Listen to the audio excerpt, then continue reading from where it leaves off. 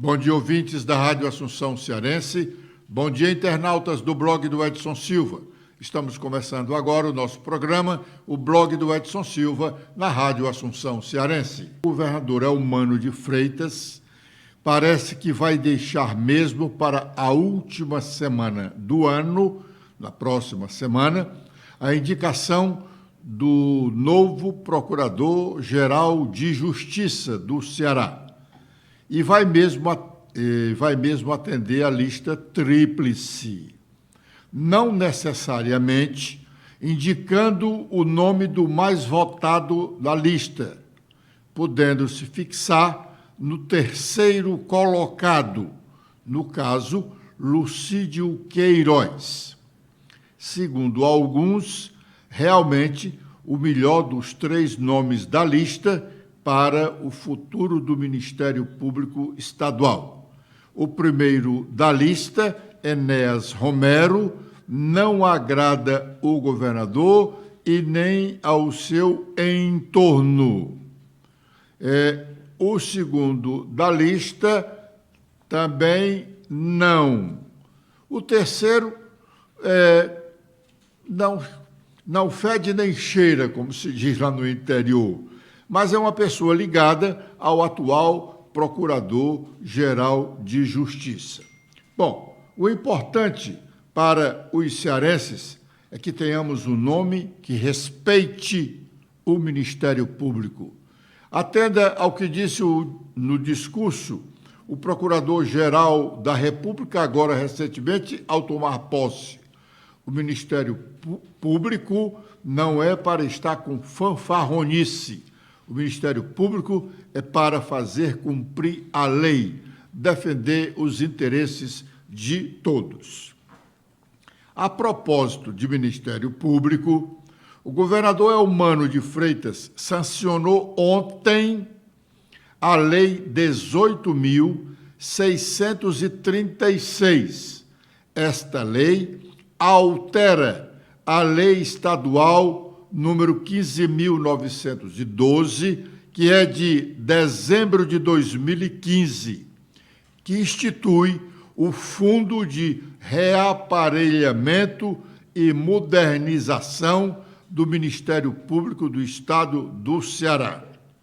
Este fundo foi criado logo depois que o Poder Judiciário conseguiu a criação do FERMOJU, um fundo lá para garantir algumas despesas do Poder Judiciário. O Ministério Público alegou para os deputados, para o governo, que também precisava de recursos extra-orçamentários para custear algumas despesas. Pois bem, então foi criado este fundo que obriga a todos nós, todos que precisamos de serviços dos cartórios, no Ceará, nós pagamos um percentual da despesa, tanto de reconhecimento de firma, de escritura pública de procuração, escritura pública de compra e venda de imóveis, registro de imóveis, registro de protesto de títulos, enfim, todos os serviços que prestam os cartórios, por ele, nós pagamos um percentual a mais, o custo do cartório é X, então ele acrescenta a esse custo um percentual para o FERMOJU, que é um fundo que vai para o Poder Judiciário.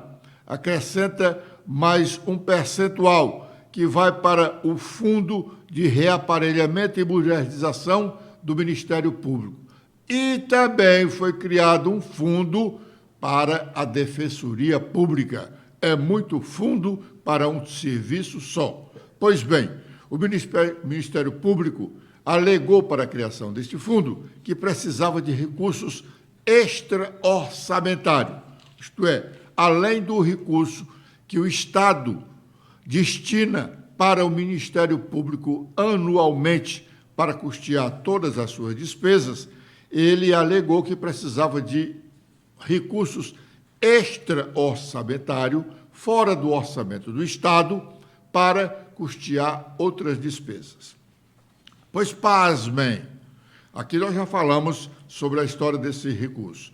Pasmem, diz a lei estadual número 15.912, de 11 de dezembro de 2015, passa a vigir acrescida do artigo 6º-A, com a seguinte redação.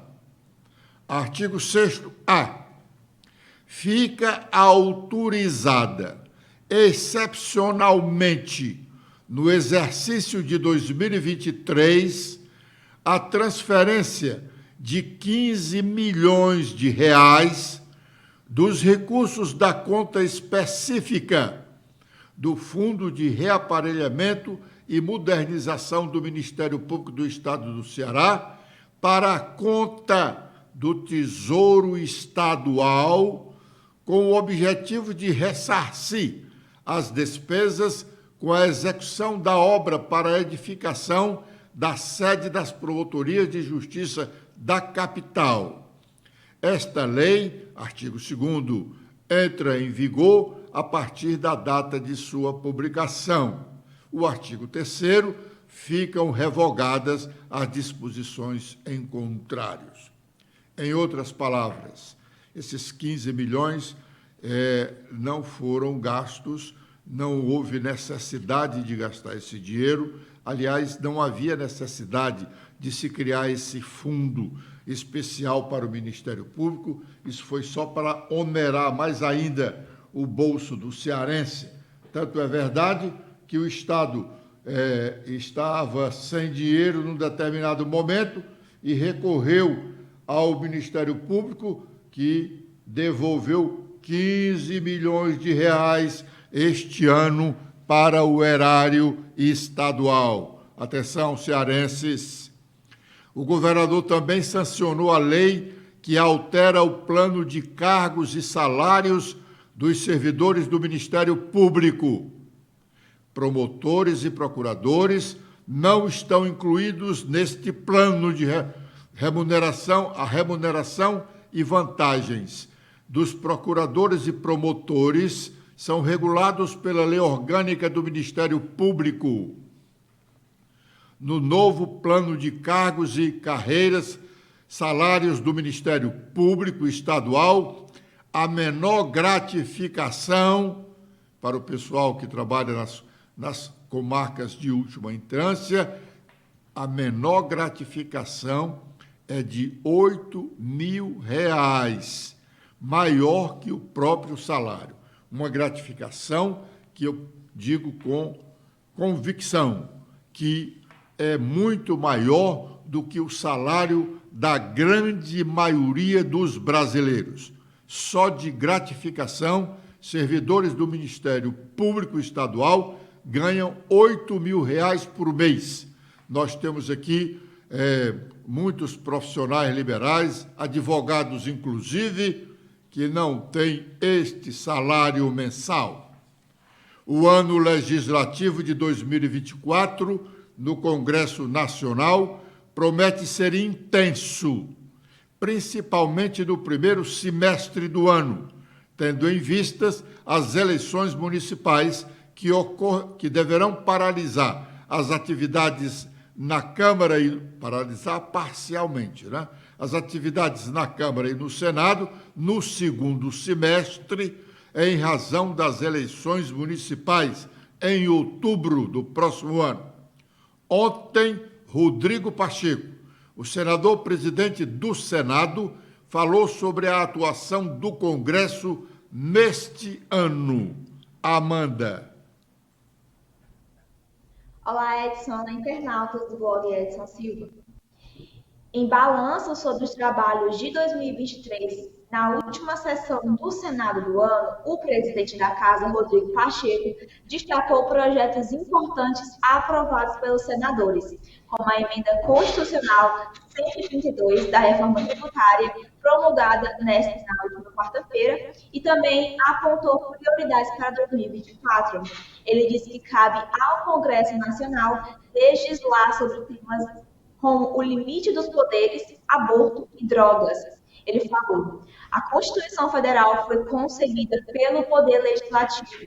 Discussões como o fim da reeleição no Poder Executivo no Brasil, discussões sobre o limite do Código Eleitoral, cabe ao Poder Legislativo fazer. A regulação de políticas que dizem respeito à sociedade, como a política antidrogas e sobre o aborto, são típicas de serem decididas pelo Congresso Nacional, disse o presidente do Senado.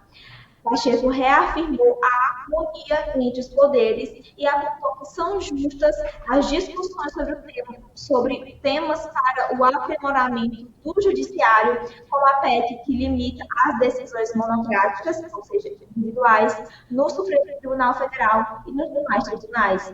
A proposta foi uma das aprovadas pelo Senado em 2023. Ele também apontou que um dos temas que pode ser analisado no Congresso é a definição de mandatos para os ministros do STF. Pacheco disse: são discussões absolutamente honestas. E quando eu subi naquela tribuna, em 1º de fevereiro de 2023, eu afirmei que nós tínhamos o compromisso de fazer a lei e de legislar em relação a todos os poderes. Quem define os limites na lei é o Congresso Nacional em relação aos demais poderes. E o fazemos de maneira madura e responsável. Nesse pronunciamento, o senador Rodrigo Pacheco não manda apenas um recado para o Supremo Tribunal Federal. Ele está dizendo que vai continuar legislando para conter o ímpeto dos ministros do Supremo Tribunal Federal, avançando nas prerrogativas do Poder Legislativo. A Comissão de Segurança do Senado, da Câmara dos Deputados, aprovou recentemente um projeto que autoriza os estados a legislarem sobre armas. Até aqui, a competência para legislar sobre armas é do Congresso Nacional. Então, foi aprovada essa autorização para os estados legislarem sobre armas. Essa decisão foi apenas da Comissão de Segurança, que vai ensejar ainda a matéria, passar pela Comissão de Constituição e Justiça e chegar até o plenário do Congresso Nacional, primeiro da Câmara e depois do Senado. Vamos ouvir o que disse o deputado Júnior Amaral, que foi o relator desta proposição. Só para poder fazer um contraponto aqui, em relação à divisão, né, entre os estados. O estado mais armado do Brasil é Santa Catarina, que, olha só que coincidência, tem os menores índices de criminalidade violenta.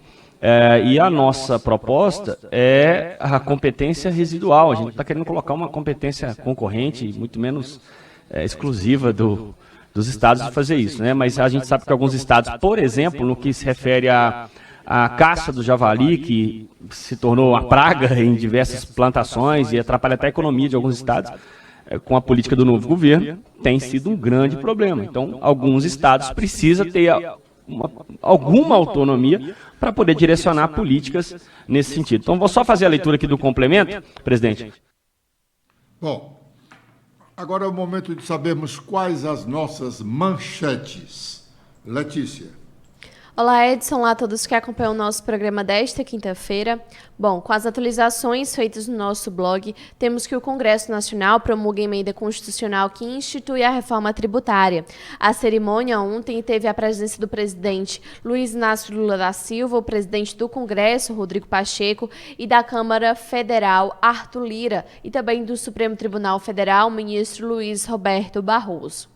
Também temos que o Orçamento Federal de 2024 prevê despesas de 5,5 trilhões de reais. As despesas primárias do governo têm um limite de 2 trilhões devido ao novo regime fiscal. A meta é de zerar o déficit público, mas o relatório de Mota, do senador Mota, indica um pequeno superávit de 3,5 bilhões de reais nas contas feitas ontem, quarta-feira. Também temos que a defesa do ex-presidente Jair Bolsonaro diz que postagem do dia 8 de janeiro foi acidental. No dia 13 de janeiro, o ministro Alexandre de Moraes incluiu o ex-presidente na investigação sobre as invasões à sede dos três poderes em Brasília, para apurar se Bolsonaro se incitou ou não os atos ao compartilhar vídeo nas redes sociais 2 dias depois, no dia 10. Também temos que o deputado Sargento Reginaldo, aqui da Assembleia Legislativa, critica o projeto do governador do estado, Elmano de Freitas, revisando o ICMS. Por outro lado, o Sargento Reginaldo comemorou a aprovação de projetos que garantem avanços para agentes da segurança pública, com alterações importantes no Estatuto dos Militares aqui no Ceará. Agora, com os destaques nacionais, iniciando pelo Globo, temos que especialistas respondem o que muda com as alterações de última hora na proposta da reforma tributária. Agora, com os destaques da Folha de São Paulo, temos que a economia em 2024 deve desacelerar com menos agro e mais investimento. A reação do governo com gasto maior pode comprometer queda de juros. Também temos em destaque que o presidente da República pede a Alckmin que faça esforço para fechar acordo em eleição no estado de São Paulo. O presidente faz demanda após falar sobre a importância de unir a sua base. A cúpula da Câmara dos Deputados indica insatisfação com Padilha e quer Planalto menos petista. O Centrão diz que o governo está órfão de articuladores e defende um nome de fora. Bom, a Assembleia Legislativa cearense está encerrando o ano legislativo de 2023. Um ano pobre para o Legislativo cearense. Os deputados foram muito subservientes ao governo do Estado e, em razão disso, sobretudo em razão disso, deixaram de dar respostas, satisfações a muitos dos interesses da nossa população. Não há dúvida que o próximo ano será igual ou pior do que este, porque nós vamos ter o ano das eleições municipais e todos os deputados estaduais estarão envolvidos na disputa municipal, quer sendo candidato ou não. A maioria não vai disputar nenhum cargo, nenhuma prefeitura no interior do estado, mas todos eles têm interesse na eleição municipal, porque é a base da votação deles para uma provável reeleição em 2026. A Assembleia poderia ser mais atraente, ela não atrai absolutamente nada, tanto que suas sessões são esvaziadas no plenário e fora dele. Esvaziadas no plenário porque as sessões ocorrem com a frequência mínima, com a presença mínima de deputados no plenário. Temos momentos lá que tem um deputado na tribuna, outro na presidência da sessão e mais nenhum outro dos 44 deputados estaduais. A Assembleia é composta por 46. Tem determinados momentos que você tem apenas 2 no plenário, um presidindo a sessão e o outro fazendo o seu discurso. É uma situação deprimente, desrespeitosa para com os cearenses, para com todos os cidadãos cearenses, sobretudo para aqueles que são eleitores, que escolheram a atual representação. A Assembleia encerra sua atividade com a votação, com a aprovação do orçamento do Estado para o próximo ano. Esse orçamento começa a vigir a partir do dia 1º de janeiro. O ano para o Estado começa realmente no dia 1º e termina no dia 31 de dezembro, quando as contas do exercício atual são encerradas, para começar a do novo exercício no primeiro dia do ano. 37 bilhões, que nós não nos cansamos de comentar.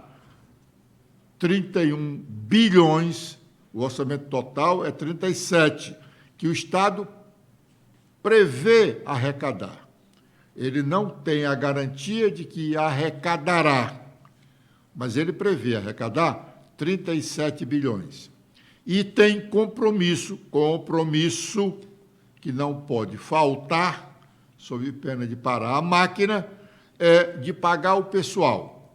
Ele vai gastar pagando o pessoal, segundo a previsão dele, 19 bilhões de reais, mais da metade do orçamento. E vai gastar só para o custeio da máquina, para pagar a gasolina, para pagar a energia da Enel, para pagar o telefone e para pagar outras coisas, comprar material de limpeza, o próprio material para atender os serviços, vai gastar 12 bilhões. 19 com 12 são 31 bilhões. Ele vai ter apenas 6 bilhões para gastar com educação, com saúde, com segurança, com assistência social e com investimentos. O presidente do Supremo Tribunal Federal, ministro Luiz Roberto Barroso, descarta uma nova discussão no Supremo sobre a liberação do aborto. Por sinal, um dos motivos de divergências entre o Supremo e o Senado da República. Vamos ouvir o que disse o ministro Luiz Roberto Barroso sobre a pauta do aborto. Aborto, eu não pretendo pautar em curto prazo. Vou pautar em algum momento, mas não pretendo pautar em curto prazo, porque acho que o debate não está amadurecido na sociedade brasileira e as pessoas ainda não têm a exata consciência do que está sendo discutido.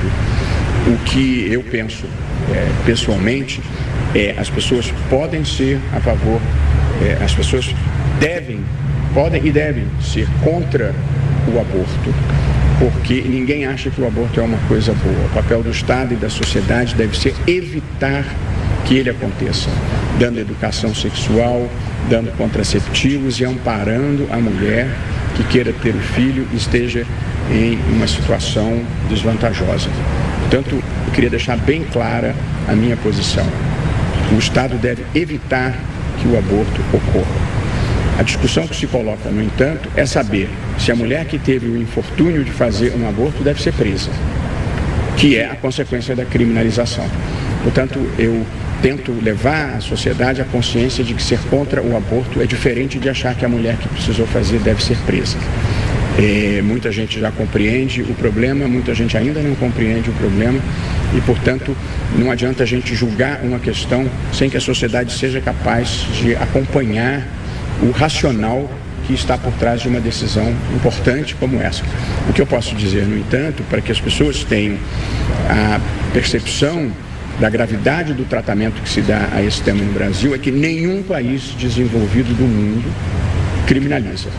Nem a França, nem a Inglaterra, nem o Canadá, nem os mais católicos, nem a Itália, nem a Espanha, nem Portugal, porque não é uma boa política pública criminalizar e prender a mulher. Nos Estados Unidos, apesar da notícia não ter sido divulgada de forma precisa, o que eles fizeram foi dizer que os estados é que decidem se vai criminalizar ou não, e os estados mais importantes não criminalizam. Portanto, é preciso fazer um debate esclarecido com pessoas de boa fé e de boa vontade para entenderem que a criminalização prejudica imensamente as mulheres pobres. É uma crueldade.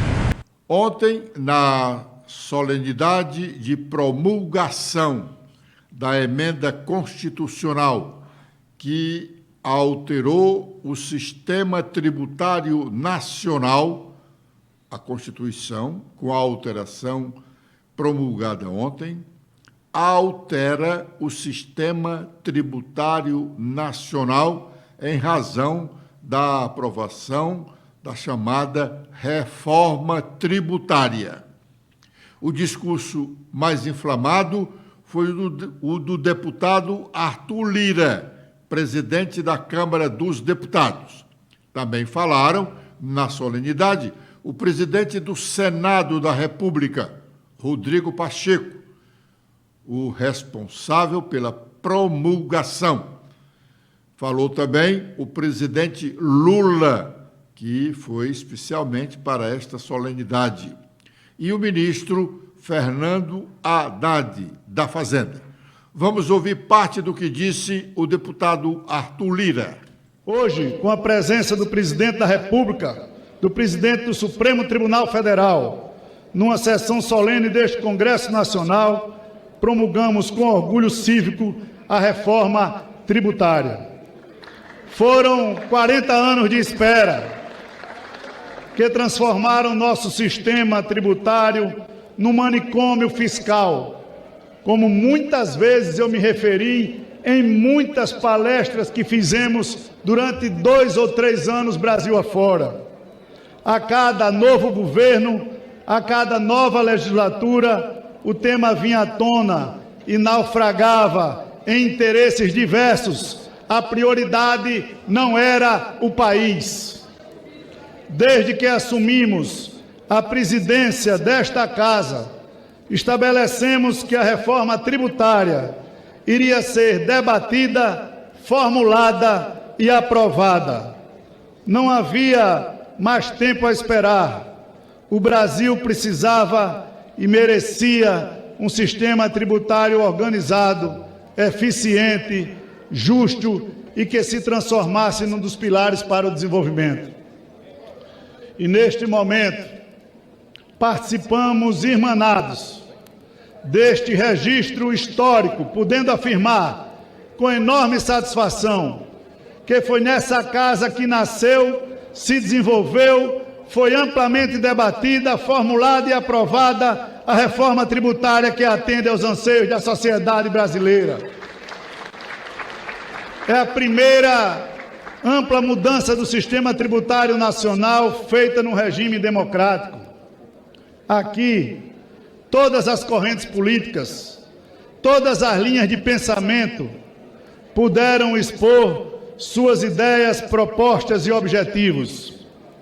A reforma tributária, promulgada hoje, não nasceu de um ato autoritário de um poder ou da vontade de um governo, e sim de uma intensa negociação política, de um diálogo permanente entre nós, parlamentares com diversos setores da sociedade brasileira. Foram 6 meses de trabalho de uma comissão especial que se debruçou na análise de 2 PECs que estavam sob discussão desde 2019. Muitos já teriam desistido de tentar aprová-la, diante de tantos e tantos desafios que tivemos que ultrapassar. Mas quem tem espírito público, como esta casa tem, quem se preocupa em preparar o país para o futuro, não desiste nunca. Bom, na verdade foi um feito muito importante do Congresso a aprovação desta reforma tributária que se discutia já há décadas. O Arthur Lira quis imitar o Ulisses Guimarães no seu discurso, quando Ulisses fazia a promulgação da Constituição cidadã, como ele determinou, de 1988. Com esta observação, nós estamos encerrando o nosso programa de hoje, agradecendo a honrosa audiência dos ouvintes da Rádio Assunção Cearense e dos internautas do blog do Edson Silva, prometendo estar de volta com a proteção de Deus amanhã a partir das 11h45. Letícia. Eu também faço meus agradecimentos a todos que acompanharam o nosso programa de hoje. Espero revê-los amanhã. Até lá!